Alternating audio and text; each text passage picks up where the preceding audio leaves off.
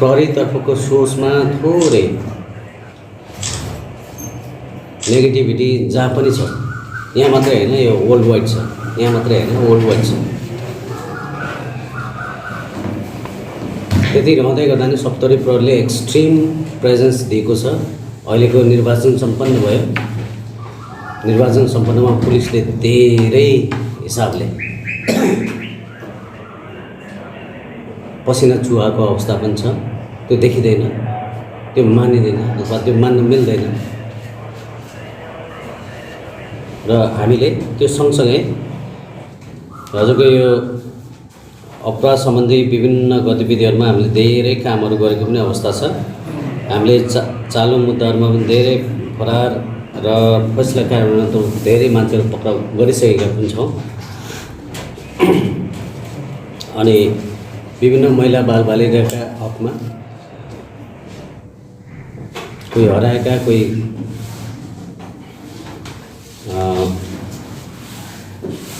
घरबाट सम्पर्कविहीन भएका त्यस्ता व्यक्तिहरूलाई प्रहरीले विभिन्न हिसाबले गर्ने काम पनि गरिरहेको छ। त्यसमा पनि हाम्रो सङ्ख्यात्मक हिसाबले भन्दै गर्दा हामीले उल्लेखनीय सङ्ख्यामा हामीले काम गरेको अवस्था छ। हामीले फेला पारेका छौँ अथवा फेला पार्ने कोसिसमा प्रहरी निरन्तर लागिरहेको छ। घरेलु हिंसाका हकमा पनि हामी त्यही हिसाबले प्रहरीको सक्रियता एकदमै जारी छ, जारी रहन्छ। र जिल्ला प्रहरी कार्यालयको तर्फबाट हुनुपर्ने सम्पूर्ण विवरणहरू हामी हजुरलाई प्रकाशित पनि गर्छौँ अथवा हाम्रो फेसबुकमा पनि आउँछ। विभिन्न उजुरीहरू आउँछन्, सानातिनादेखि लिएर ठुलासम्म उजुरीहरू आउँछन्। ती उजुरीहरूलाई पनि हामीले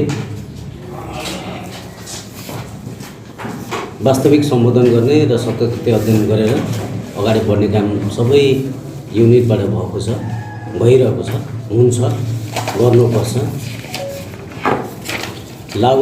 लागु असर सम्बन्धमा हामीले रिसेन्टली पनि 105 केजी गाँजा कञ्चनपुरमा बरामद गरेको छौँ। र त्यो सँगसँगै अहिले रिसेन्टली केही थोरै मात्रामा भए पनि कारागारमा गाँजा प्रवेश गराउन खोज्ने व्यक्तिलाई नियन्त्रणमा लिएर म्याथप भइसकेको अवस्था छ। हामीले ब्राउन सुगरमा पनि व्यक्ति पक्राउ गऱ्यौँ, लागु औषध गाँजामा पनि व्यक्ति पक्राउ गऱ्यौँ। र अलिकति विषादी सेवनको हकमा दयनीय स्थिति छ हाम्रो जिल्लाको। त्यो स्थितिलाई सुधार गर्नको लागि प्रहरी मात्रै एक्लैले सम्भव छैन। त्यसलाई अब कहाँबाट सुधार गर्न सकिन्छ हेर्नुपर्ने विषयवस्तु पनि रहन्छ, अथवा हामीले सामूहिक हिसाबले काम गर्नुपर्ने आवश्यकता देखिन्छ त्यसमा। र मुख्यतया जति पनि सुसाइडल केसहरू छ, ती सुसाइडल केसहरूमा हजुरको झुन्डिएर अथवा ऊ भएर अथवा यो गरेर विष खाएर अथवा जेसुकै गरेर भए पनि भएको केसहरू छ। त्यो केसहरूमा हाम्रो कन्सियसनेस बढ्नु जरुरी छ। जिल्ला स्तरकै प्रहरी एक्लैले मात्रै गर्न सक्ने केही अवस्था देखिँदैन र प्रहरीलाई मात्रै यसको जिम्मेवारी दिनु पनि हुँदैन जस्तो लाग्छ। मिलेर काम गर्न सक्ने परिस्थितिहरूलाई सिर्जना गरेर अगाडि बढ्नुपर्छ भन्ने हो।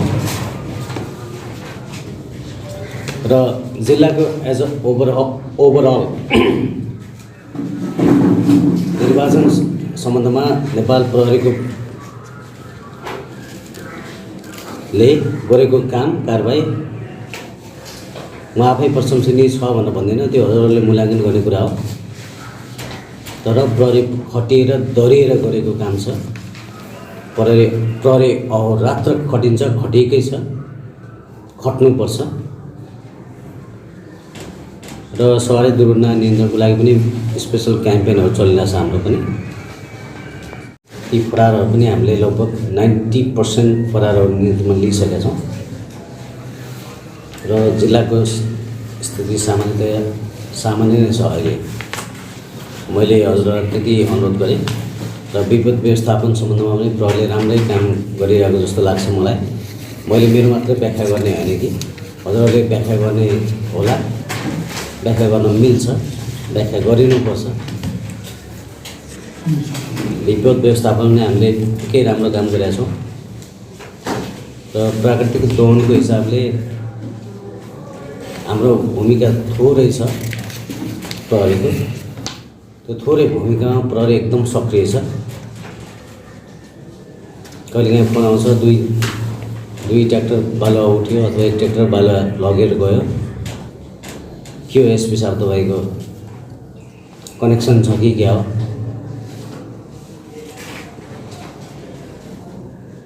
तपाईँले दिइरहनु भएको छ कि क्या हो भन्ने खालको कुराहरू आउँछ। तर त्यति रहँदै गर्दा पनि प्राकृतिक दोहनका विषयहरूमा हाम्रो भूमिका थोरै छ, तर त्यसमा प्रहरी सक्रिय छ मैले चाहिँ महसुस गरेँ।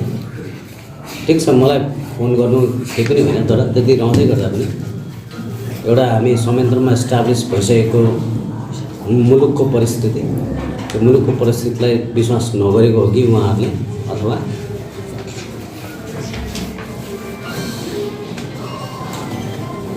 प्रहरीको कार्य सम्पादनमा थोरै विकनेस के हो? दुईटै विषयवस्तुहरू रहन सक्छन्। त्यो विषयवस्तुलाई हेर्दै जाँदा जिल्लाको समग्र हजुरको हटलाइनलाई अलिकति युज गर्नुपर्ने अवस्था देखिन्छ। 100 जुन नम्बर छ त्यो नम्बरलाई पनि अलिकति एक्टिभेट गर्नुपर्ने अथवा त्यसमा जवाबदेहिता राख्नुपर्ने। हाम्रो 24 घन्टा हुन्छ त्यहाँ। हुन त म पनि 24 घन्टा छु, तर रहँदै गर्दा पनि त्यो नम्बर चाहिँ प्रयोग भएन। त्यो 100 भन्ने नम्बर प्रयोग चाहिँ हुनु जरुरी छ। यही अनुरोध गरेँ, हजुरहरूले यसलाई अलिकति फ्ल्यास आउट पनि गरिदिनुपर्छ। त्यति भन्दै ओभरअल हाम्रो जिल्लाको अहिले सिमानाका सम्बन्धमा पनि प्रहरी एक्टिभ भएको छ। हामीले यो महिनामा पनि चुनाव हुँदै गर्दा पनि हामीले केही सामानहरू पक्राउ गऱ्यौँ। बाहिरको प्रहरीहरू आएर पनि पक्राउ गरेको अवस्था छ। बाहिरको प्रहरी जुन थप मद्दत आयो तिनीहरू पनि केही सामानहरू पक्राउ गरेकै कारणले हामीले भन्सार कार्यालय पठाएको अवस्था छ। र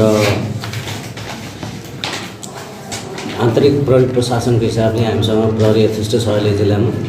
शान्ति सुरक्षा कायम गर्नका लागि जिल्ला प्रहरी कार्यालय स्ट्रङली लागि नै रहन्छ।